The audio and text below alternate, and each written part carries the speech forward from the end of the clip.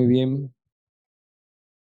Vamos a estar iniciando esta escuela leyendo Hebreos capítulo 13, versículo 8. Hebreos capítulo 13, versículo 8. Dice, Jesucristo es el mismo ayer y hoy y por los siglos. Jesucristo es el mismo ayer y hoy y por los siglos. Cristo, su obra y los resultados de la misma han sido el objeto de estudio para nosotros a lo largo de estas clases de formación teológica en forma específica dentro del complejo que nuestro director nos introducía, que estamos estudiando, que es la Confesión de Fe de Londres de 1689. Y nos hemos detenido a tratar cada aspecto que hemos considerado importante de esta doctrina. Y muy seguramente hemos dejado algunos elementos por fuera de este estudio que también son de suma importancia. Y creo que esto se debe a la dinámica misma de la clase en la que nosotros nos encontramos. Y también un poco considerando las limitaciones propias del maestro. Pero el Espíritu Santo creo que nos ha ayudado a tratar todo lo visto hasta ahora y todo lo que tenemos por delante. También esperamos que el Señor nos ayude dentro de todo el sistema doctrinal que estamos analizando. Pero nuestro propósito es poder reconocer el asidero bíblico frente a lo que entendemos es cierto, lo que es verdad frente a la doctrina de Cristo, nuestra cristología. Pero tampoco queremos desconocer cómo nuestros hermanos del pasado presentaron con mayor elocuencia y capacidad una defensa de su fe y que está condensado precisamente en la Confesión de Fe de Londres. Por eso es que como Iglesia Bautista Reformada nos adherimos a esta confesión como un documento que presenta muy bien lo que la Escritura enseña frente a este tema en particular, llamado la doctrina de Cristo el Mediador, que se encuentra en el capítulo 8 de la Confesión. Y permítanme recordarles un poco lo que hemos visto. Hasta ahora hemos tratado 5 párrafos del capítulo 8 y hemos tratado de darle un nombre para resumir cada párrafo. El primer párrafo del capítulo 8 le llamamos la ordenación del mediador. Ahí estuvimos analizando todos los aspectos en cuándo se llevó a cabo la ordenación del mediador. En el segundo párrafo le dimos por nombre su encarnación o la encarnación del mediador. Allí reconocíamos cómo era necesario que el mediador se encarnara. En el tercer párrafo le dimos como título la dotación del mediador y vimos cómo el Espíritu Santo capacitó a nuestro Señor frente a toda la obra que él realizó. En el párrafo 4 le dimos por título la obra del mediador. Allí estuvimos analizando en detalle cada aspecto de los estados que experimentó el oficio del mediador. El oficio, dentro de ese oficio, el estado de humillación y el estado de exaltación. En la clase pasada vimos el quinto párrafo y le dimos como título los resultados de la obra del mediador. Los resultados de la obra del mediador. Para hoy vamos entonces a acercarnos a el párrafo número 6. En la introducción que nosotros hicimos, decíamos que este capítulo es uno de los más extensos de la confesión de fe. Por ello, el tiempo que vamos a abordar, el tiempo que vamos a tratar todo este párrafo quizás será mayor que los anteriores. Y a este párrafo, el número 6, vamos a colocarle como título la extensión de los resultados de la obra del mediador. La extensión de los resultados de la obra del mediador. Y estamos frente a uno de los temas dentro del complejo de la cristología sumamente polémicos. puesto que en este en particular, en este párrafo, debemos darle respuesta a la pregunta, y es aquella pregunta de por quiénes Cristo murió en la cruz, a quiénes se aplica la obra del mediador. Así que es sumamente importante que nosotros estemos tratando este párrafo, toda vez que el día de hoy se habla mucho acerca de los resultados de la obra de Cristo y cómo se aplica, si se aplica a todo el mundo o se aplica a algunos en particular o a ninguno en particular. Y es así donde nos introdujo el párrafo anterior, el párrafo 5, en la última declaración que hizo el párrafo 5, y es sobre quiénes se aplican estos resultados de la obra del mediador. Y espero que recordemos todavía el párrafo 5, en lo cual dijo que aquellos que fueron dados por el Padre al Hijo fueron los que se aplica la obra del mediador. Así que esta pregunta sobre quiénes se aplican los resultados de la obra del mediador ha levantado todo tipo de debates hasta nuestros días. Y hoy vamos a estar analizando la extensión, o podemos incluso llamarle el alcance de los resultados de la obra del mediador.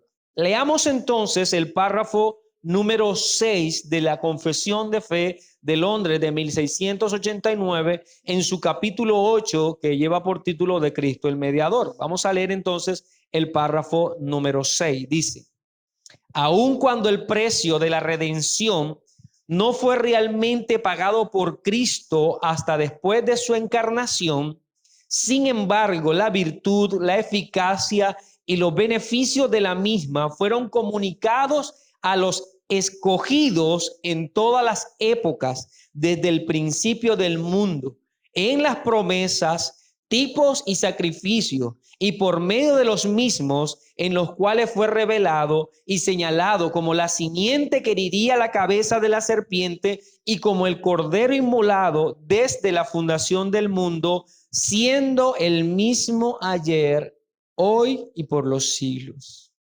Bien, este es el párrafo entonces número 6 que vamos a estar desarrollando. Y vamos a estar analizando 3 aspectos de este párrafo. Así que vamos a dividirlo también en 3. Y estamos hablando de la extensión de los resultados de la obra del mediador. Ya vimos los resultados. Ahora, ¿hacia quién se extiende esos resultados?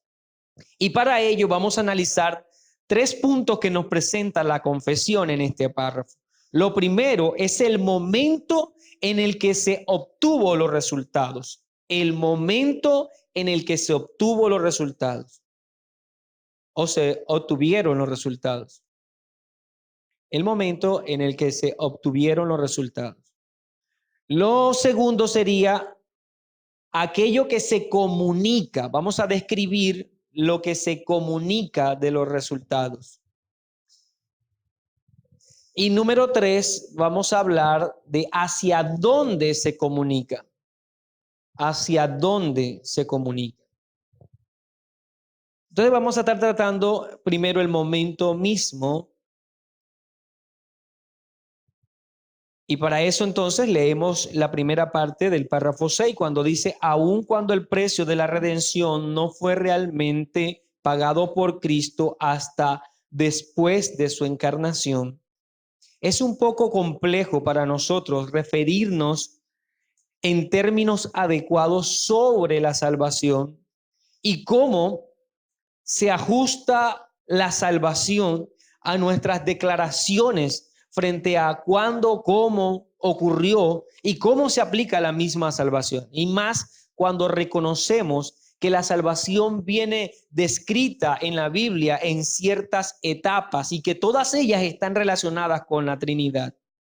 A veces nosotros solemos pensar, o por lo menos eso creemos, pasamos por alto también, el hecho de que nuestra salvación no se obtuvo antes de la fundación del mundo. Nuestra salvación se declaró antes de la salvación del mundo, pero se obtuvo en una forma específica cuando Cristo murió en la cruz. Que nuestra salvación que se obtuvo en la cruz viene a nosotros en un tiempo señalado por Dios cuando el Espíritu Santo nos regenera. De manera que al hablar de la salvación estamos hablando de sucesos complejos para nosotros, puesto que todo lo que tiene que ver con la salvación tiene necesariamente que definirse en los términos divinos de la Trinidad. Es el Padre entonces el que declara la salvación desde antes de la fundación del mundo. Es el Hijo quien obtiene esa salvación en el momento señalado en el que Él muere en la cruz del Calvario.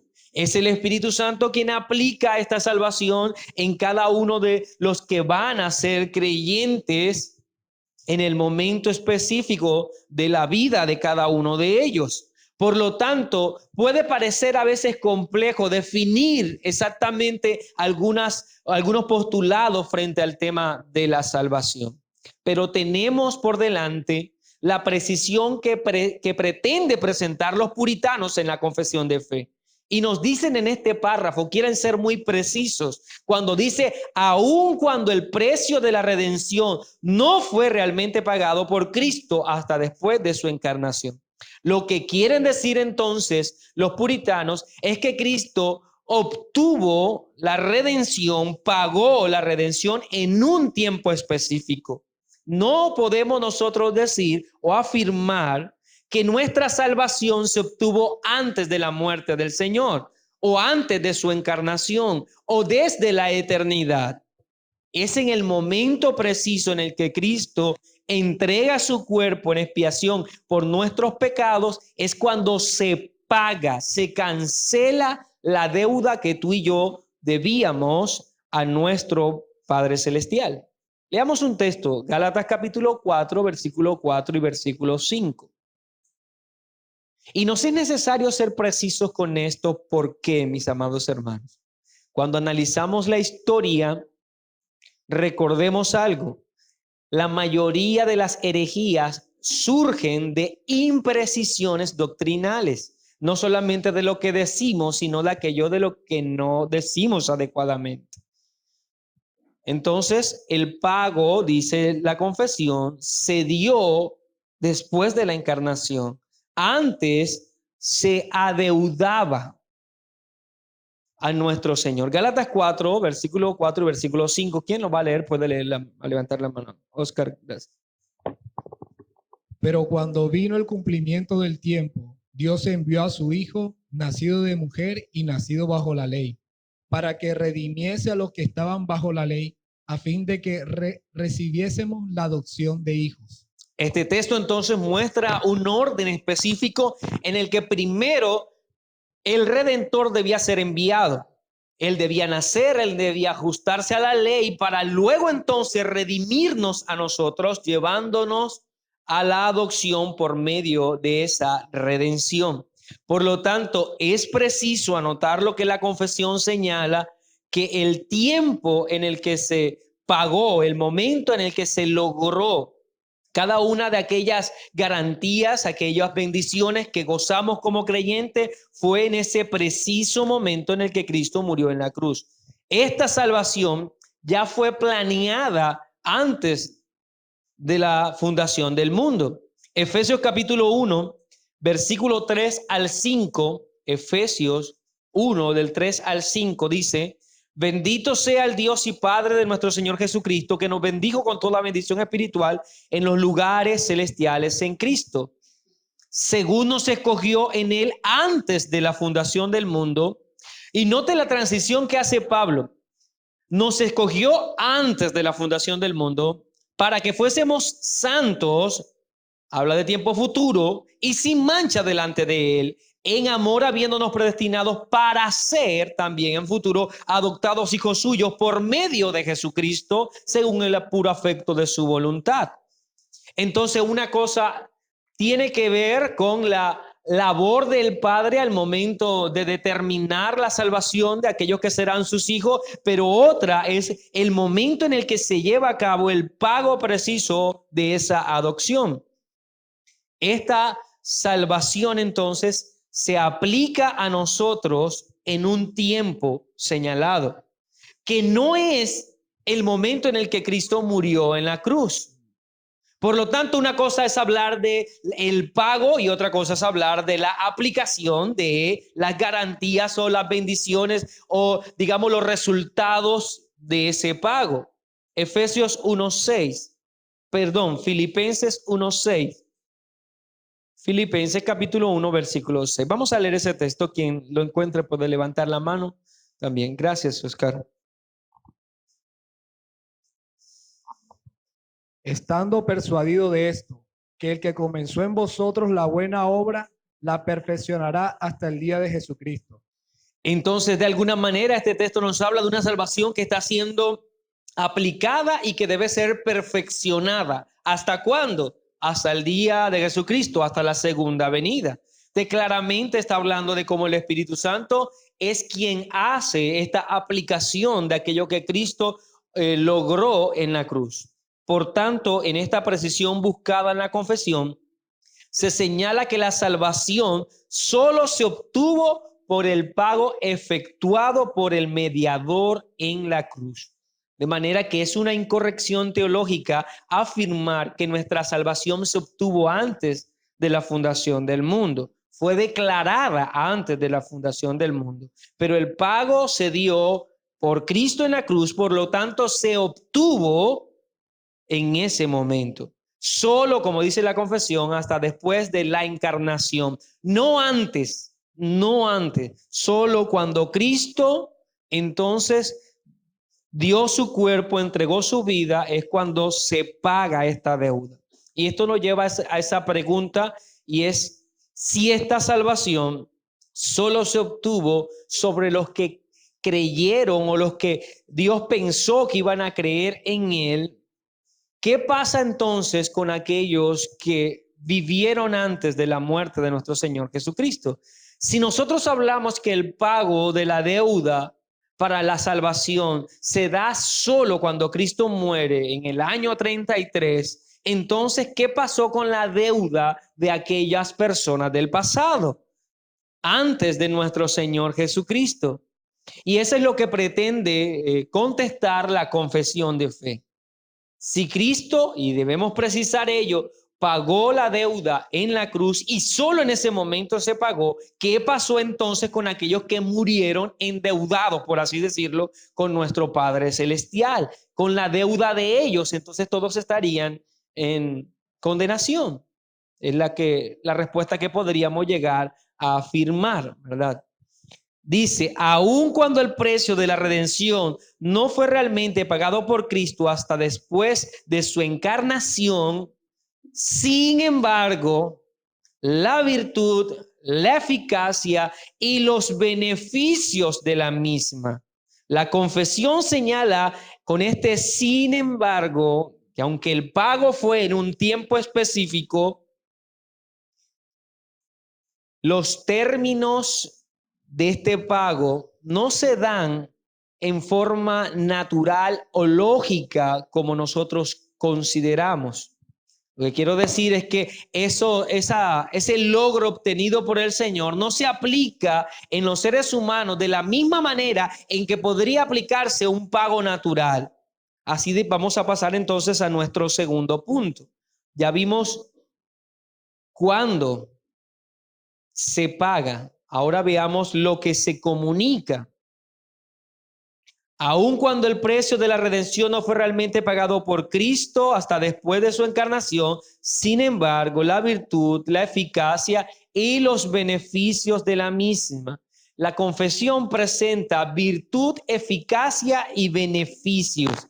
Y es importante reconocer estos tres aspectos de los resultados de la obra del mediador. ¿Por qué? Porque en realidad estos tres aspectos que acabamos nosotros de hablar están describiendo lo que ya nosotros estudiamos en el párrafo número 5, que son los resultados de la obra de Cristo, y ya lo tratamos ampliamente en la clase pasada. Ahora, a manera entonces de pregunta, recordemos cuáles fueron los resultados de la obra del mediador. ¿Quién puede recordarlos, preferiblemente sin ver los apuntes? ¿Quién levanta la mano?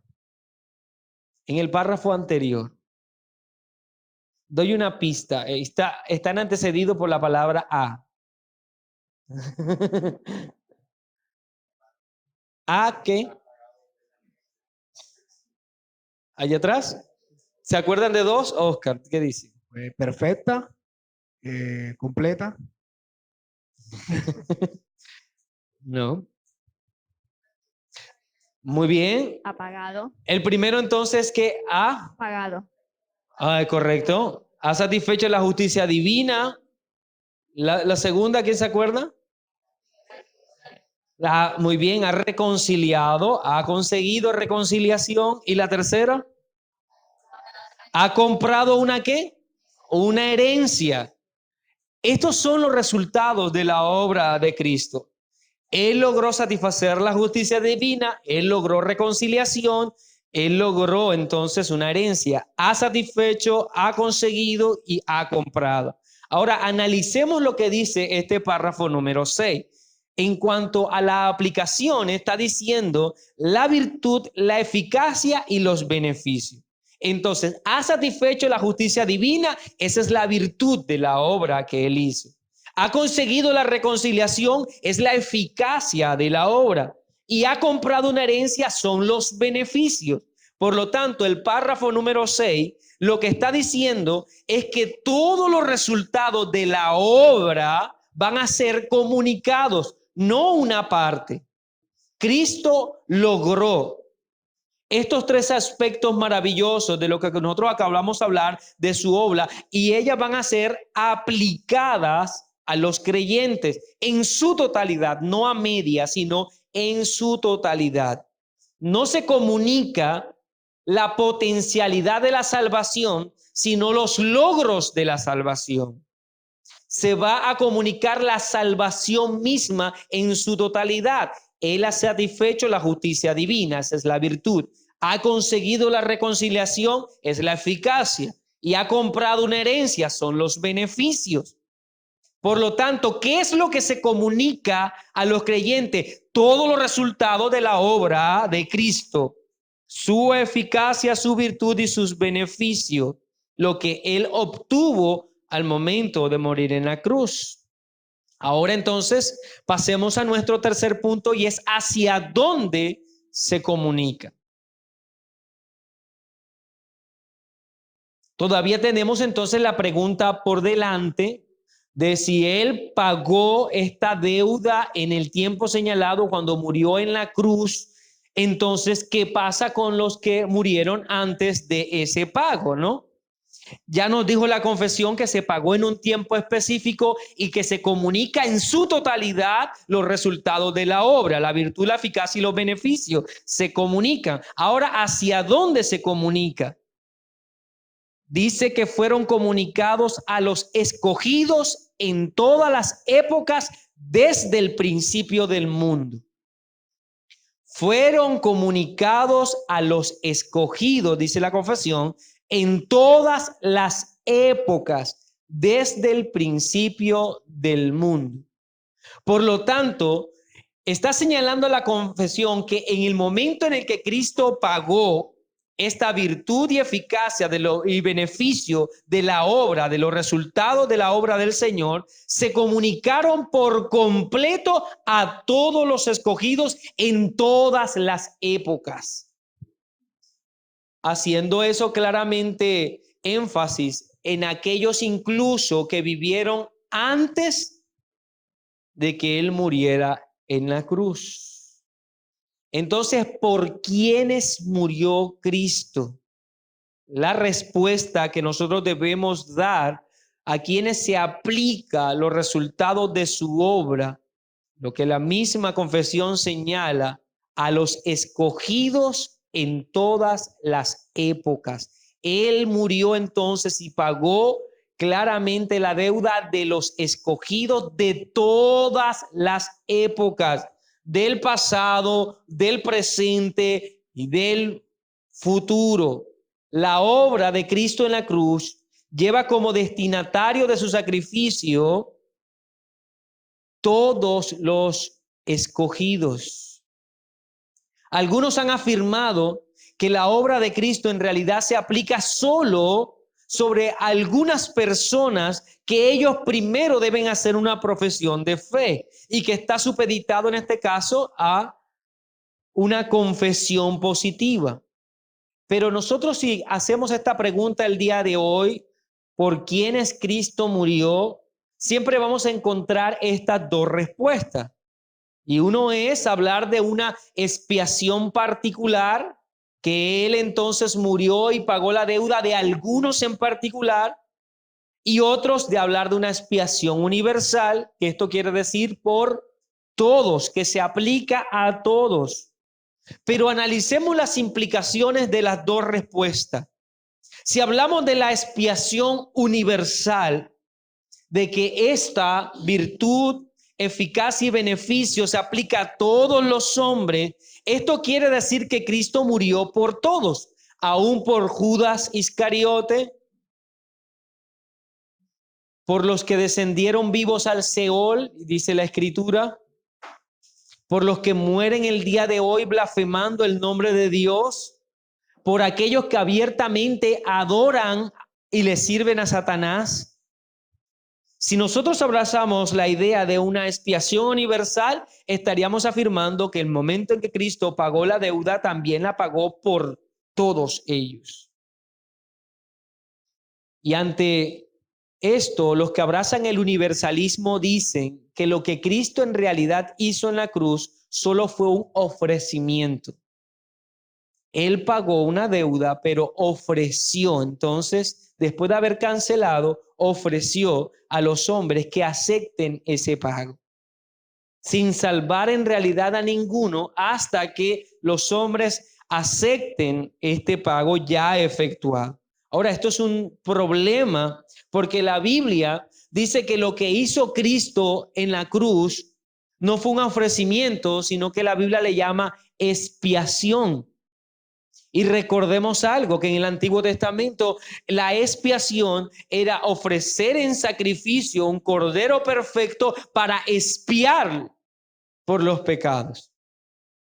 Ahora, de tal manera que ese hombre que ofrecía el cordero y lo hacía por él y por su familia, iba y regresaba a su casa entendiendo que al hacer eso ya sus pecados habían sido expiados, que la deuda en este caso había sido saldada por el medio del sacrificio. Y Isaías 53:10 dice: con todo esto Jehová quiso quebrantarlo, sujetándole a padecimientos, cuando haya puesto su vida en expiación por el pecado, verá linaje, vivirá por largos días, y la voluntad de Jehová será en su mano prosperada. Entonces habla de Cristo y de su obra como una expiación, no como un ofrecimiento. Sí.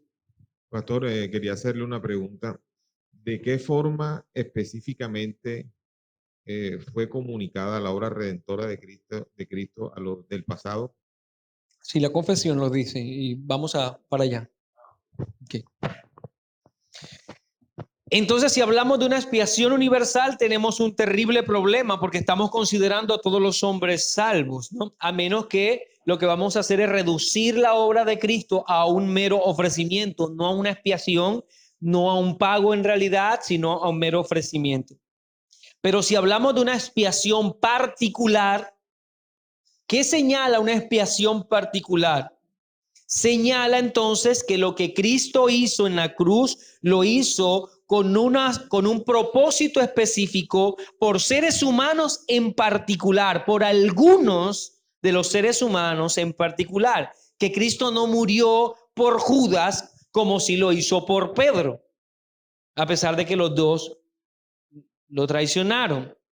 Y a la luz de la expiación vicaria, si Cristo ofreció su vida por todos, si hablamos entonces de una expiación universal, pues tendríamos que afirmar que todos son ¿qué? Todos son salvos, porque la expiación logra el perdón, logra el pago de la deuda. Y es más, el autor de Hebreos nos dice que aquellos por los que Cristo murió son hechos perfectos por su sacrificio. Y si Cristo murió por todos, entonces todos son perfectos. Y no hay posibilidad de hablar de condenación en este mundo después de la obra de Cristo. Pero aquel que murió en la cruz, él mismo contesta por quién lo hizo. Y los evangelios nos regresan a ello cuando dice en Juan capítulo 6, versículo 38. Juan 6, 38. Dice, porque he descendido del cielo no para hacer mi voluntad, sino la voluntad del que me envió. Cristo habla entonces de que él vino a hacer algo ya específico, que es la voluntad del Padre. Ahora el versículo 39. Cristo da a conocer cuál fue la obra que le encomendó el Padre. Y esta es la voluntad del Padre, que el que me envió, que todo lo que me diere, no pierda yo nada, sino que lo resucite en el día postrero. Entonces Cristo dice que él viene a hacer la voluntad del Padre, pero da a conocer la voluntad del Padre. La voluntad del Padre es que él le dio a él a algunos y que él no debe perderlos, sino resucitarlos en el día postrero. Versículo 40, y esta es la voluntad del que me envió, que todo aquel que ve al Hijo y cree en él tenga vida eterna y yo lo resucite en el día postrero. Esta obra fue realizada cabalmente por nuestro Señor Jesucristo. Juan capítulo 17, versículo 4. Juan 17, 4. Cuando dice, yo te he glorificado en la tierra, he acabado la obra que me diste que hiciese. Por lo tanto, Cristo comunicó cuál es la voluntad del Padre, que es no perder nada de los que él le dio, y después comenta el mismo Señor que él había acabado la obra. Entonces Cristo enseña que él realizó ya su labor, que terminó su obra. Por eso con toda seguridad, nosotros podemos afirmar que la salvación que se aplica en nosotros es imposible perderla, porque sería Cristo quien la estaría perdiendo, porque él mismo dijo, no pierda yo nada. Entonces, la pregunta no debería estar dirigida hacia nosotros cuando entre creyentes se pregunta, ¿tú crees que la salvación se pierde o no se pierde? La pregunta es, ¿será que Cristo puede perder alguno de los que él salvó? Porque él es el que está asegurando que el Padre le dijo que él no debía perder nada de lo que él le dio. Entonces, hablar de una salvación que se pierde es afirmar que Cristo perdió uno de los que el Padre le dio. Por lo tanto, su obra no fue completa, no se acabó, es imperfecta. Y Cristo no afirmó tal cosa. Él dijo que su obra ya había acabado, que la había hecho. El versículo 9 de Juan 17 dice, yo ruego por ellos, no por el mundo, sino por los que me diste, porque tuyos son.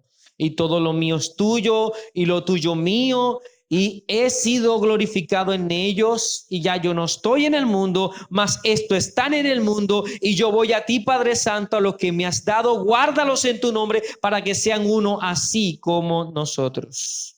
De manera que encontramos en esta declaración a Cristo no solamente manifestando la voluntad del Padre, sino dándonos a conocer la voluntad del Padre, que es no perder a ninguno, y luego decir que Él ya había hecho esta labor. Sí.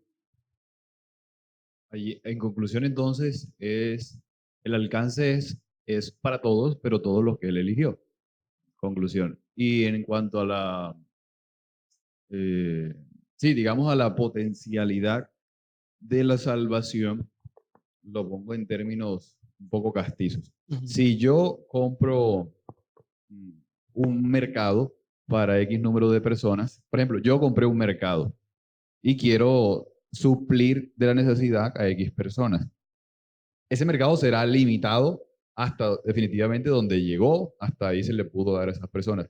En cuanto a la salvación de Cristo, si Cristo, llevemos ese mismo ejemplo, compró un mercado, él tenía la posibilidad de darle ese mercado a todo el mundo, de hecho, pero decidió ese mercado solamente dárselo a X número de personas. Es decir, él en ningún momento se hubiese podido quedar limitado como yo al decir, no, hasta aquí ya alcancé, ya no puedo darte más. Mi punto es que Cristo hubiese podido dar ese mercado a todo el mundo si él lo hubiese querido, pero él decidió dárselo solamente a unas personas. Sí. Y nosotros lo entendemos desde estos pasajes como un acto de obediencia también, ¿no? El hecho de que el Padre es quien está determinando quiénes son los que van a gozar de los beneficios de la obra de Cristo. Él viene a morir por los que el Padre le da, pero es el Padre quien le está entregando entonces al Hijo. Y estamos totalmente seguros, y de acuerdo con nuestro hermano Andrés, la sangre de Cristo tiene todo el poder para salvar este y 1000 mundos más. Puede salvar a toda la raza humana. Puede salvar a otros planetas si hubiese vida en otros planetas, si así se quisiera. Pero el asunto está en la voluntad del Padre. Y claramente, Cristo lo señaló. Yo vine a hacer la voluntad del Padre. Y deja claro, a salvar los que Él me dio. Entonces, si nosotros tendríamos algún inconveniente con la aplicación de la salvación, en algunos en particular, tendríamos que cuestionar al Padre y su elección. Ni siquiera a Cristo y su capacidad por salvar, sino al Padre y su libre elección al momento de elegir. Y tendríamos que también pasar necesariamente por Romanos 9 con las preguntas que el apóstol Pablo hace. ¿Y quién eres tú para que alterques con Dios? ¿Podrá decir el vaso de barro a quien lo hizo que lo haga de esta manera? De manera que podemos nosotros considerar que nuestro buen Dios ha querido elegir a unos en particular, entregárselos al Hijo para que Él, en su obra de redención, haga por ellos lo que ellos por sí mismos no podían hacer, ¿no? Sí. Pastor, ¿qué le podríamos responder? Porque un argumento que utilizan pues los que están en contra de esta doctrina, ellos dicen, no, eso es injusto que Dios elija a unos y que a otros no, tiene que darle la oportunidad a todos. ¿Qué le podríamos responder a una persona pues, que argumente eso? Sí. Bueno, es una pregunta que se ha hecho a lo largo de la historia, creo que siempre que se enseña esa doctrina. Y creo que el mismo apóstol Pablo también pretende tener en mente esa pregunta, ¿verdad? Cuando dice que Dios es injusto, ¿no? Lo dice en Romanos 9. Pero vamos a escuchar alguno. ¿Qué quiere decir?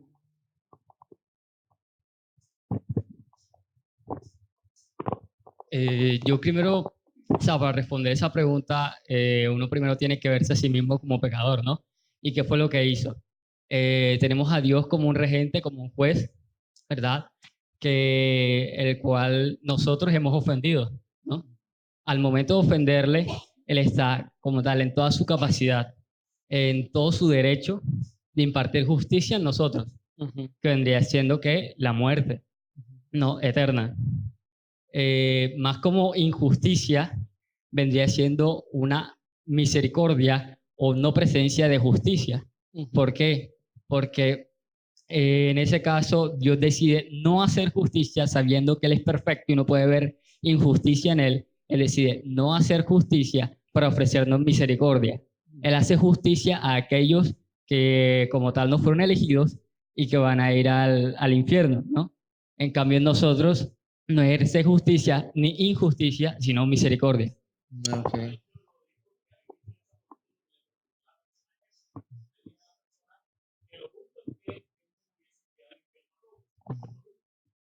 Sí, pero fíjate que el comentario de Sebastián va hacia que aquella persona que lanza esta afirmación de es injusto, se está considerando justo. Se está considerando justo porque Dios no puede tratarme de esta manera. Entonces, es lo correcto es llevarle a entender entonces su pecado, su condición delante de Dios y que si va a esperar lo justo es ir al infierno, la ira de Dios. Entonces lo que debe clamar es por misericordia, no por justicia. ¿Verdad? Es correcto. Es correcto. Ninguno de nosotros, ¿verdad? Justo no hay ni aún uno. Muy bien, gracias.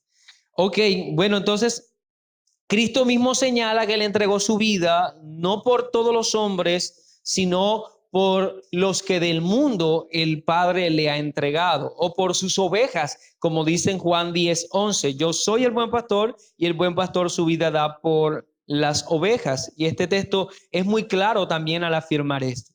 De manera que él dio vida a los que son suyos, él vino a morir por los que el Padre le entregó, por los que son sus ovejas, y que sus ovejas entonces le seguirían a él. Ahora, la declaración apostólica, vamos a encontrar nosotros también esta afirmación en Efesios 5:25.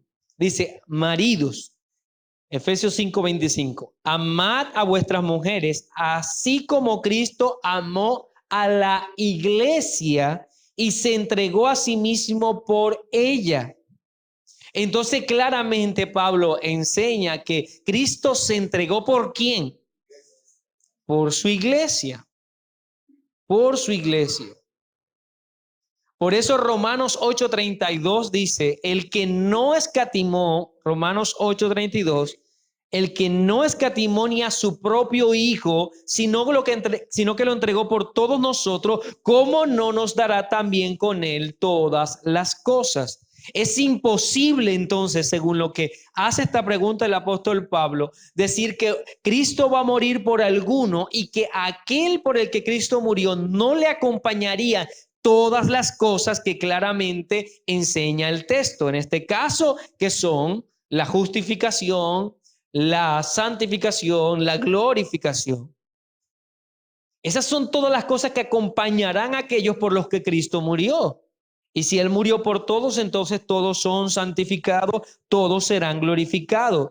Y muchos toman este texto para decir que no todos, todos nosotros no se refiere sino a todo el mundo, pero claramente el contexto desvirtúa esa idea. Versículo 33, perdón. ¿Quién acusará a los escogidos de Dios? Entonces, ¿por quiénes murió Cristo? Los escogidos de Dios, y Dios es el que los justifica. ¿Quién es el que condenará? Versículo 34. Cristo es el que murió, más aún el que también resucitó y el que además está a la diestra de Dios, el que también intercede por nosotros. Todos nosotros y nosotros es lo que el texto del versículo 33 señala como los escogidos de Dios. Entonces, al hablar de aquellos por los que Cristo murió, Pablo presenta claramente el argumento apostólico de que la salvación se dio por algunos en particular. Por lo tanto, si hablamos de la aplicación misma o la extensión de los resultados de la obra, también debe ser por algunos en particular.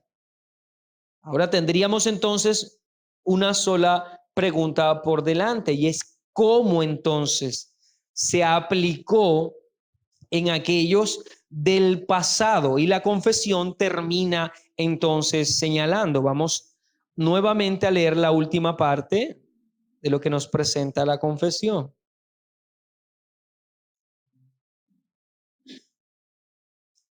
Aun cuando el precio de la redención no fue realmente pagado por Cristo hasta después de su encarnación, sin embargo, la virtud, la eficacia y los beneficios de la misma fueron comunicados a los escogidos en todas las épocas. Empieza hablando de todas las épocas, desde el principio del mundo, en las promesas, tipos y sacrificios por medio de los mismos, en los cuales fue revelado y señalado como la simiente que heriría la cabeza de la serpiente y como el cordero inmolado desde la fundación del mundo, siendo el mismo ayer, hoy y por los siglos. Entonces, la forma en que se comunicaron la eficacia, los beneficios de la obra de Cristo, ¿cómo fue? A través de las promesas, tipos y sacrificios del pasado, en el que los hermanos del pasado, al ver los tipos, todos aquellos que representaban a Cristo,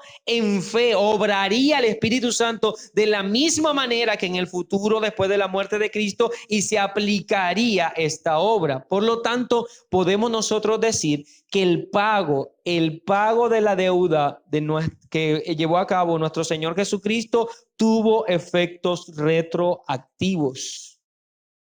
Se aplicó hacia atrás en todos aquellos que al ver las promesas, los tipos y los sacrificios por obra del Espíritu Santo, entendieron que había uno mayor que el tipo, que la promesa, que era Cristo. Por eso dice, en los cuales fue revelado y señalado como la simiente. Y cabe anotar que la confesión, que los puritanos coloquen la simiente que iría a la cabeza, hablando que desde el jardín del Edén se ha presentado a Cristo a través de tipos, promesas y sacrificios, pasando por los profetas, el Cordero señalado, con el propósito de no dejar a ninguno de los escogidos desprovisto del santo evangelio, mostrado en el Antiguo Testamento a través de tipo y en el Nuevo a través del antetipo, que es nuestro Señor Jesucristo.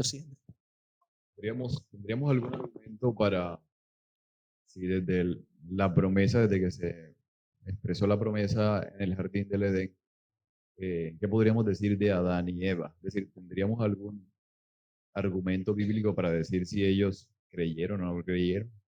Lo que tenemos es un argumento para afirmar que ellos fueron expuestos al Santo Evangelio. Y por implicación teológica, si Adán y Eva, los dos o uno de los dos, era un escogido de Dios, al escuchar la promesa, debían entonces responder pues en ello en una regeneración obrada por el Espíritu Santo. El caso es que nunca a lo largo de la historia Dios se ha quedado sin la predicación del Evangelio, ya sea a través de las sombras o tipos o a través del mismo Cristo y la predicación de la iglesia, pero siempre con el propósito de que todos aquellos que sean escogidos del Señor escuchen y vengan en fe entonces a la salvación. Sí, sí. Para dar respuesta un poco a lo que el hermano preguntó, en uno de los evangelios, en una de las genealogías, refiriéndose al Señor Jesucristo, creo que es la genealogía del Evangelio de Marcos, que él la hace en orden descendente para decir que Cristo obviamente es hijo de un ser humano, llama a Adán hijo de Dios. Y bueno, nosotros entendemos que la escritura de que solamente aquellos que creen en su nombre, los que confían en el Señor, son llamados hijos de este. Podría ser, es un argumento para decir de que Adán experimentó la gracia. Yo no estaría, no lo diría así. Porque bueno, eso me lleva al problema de hablar entonces de Satanás como también hijo de Dios. Si tomo esa expresión para decir que esto se refiere a que sean de verdad salvos, después me voy a ver en problema con la afirmación que hace de Satanás, cuando Dios llama a todos sus hijos y aparece Satanás también ahí. Yo estaría un poquito reservado en cuanto a ello. Pero es mi postura, ¿no? Mi postura. Sí, bien. Entonces dejemos hasta aquí, mis hermanos. ¿Qué vimos el día de hoy entonces? Estuvimos analizando el párrafo número 6, del cual le dimos el nombre, la extensión de los resultados de la obra del mediador. Y en ello entonces estuvimos viendo el momento mismo en el que se paga, ¿no? Que es en la cruz. Vimos lo que se está comunicando y decíamos allí, la virtud, la eficacia y los beneficios. ¿Hacia dónde? En este caso, hacia todos los escogidos de todos los tiempos. Los hermanos del pasado, ¿cómo recibieron esa virtud, eficacia y beneficio? A través de las promesas, tipos y sacrificios, entendiendo que todos ellos mostraban a la simiente y al cordero, para mostrar y señalar, terminando con el texto claro de Hebreos, de que Él es el mismo ayer, hoy, por los siglos de los siglos. Él es el que ha salvado en todos los tiempos. Él es el que, en el cual dio y logró el pago de nuestra deuda, y solo por Él hay salvación, ¿verdad? Tanto en el Antiguo como en el Nuevo Testamento. Bien, mis hermanos, entonces hemos adelantado bastante. En la próxima clase ya vamos a entrar entonces al párrafo 7 y a la etapa final de esta gloriosa doctrina.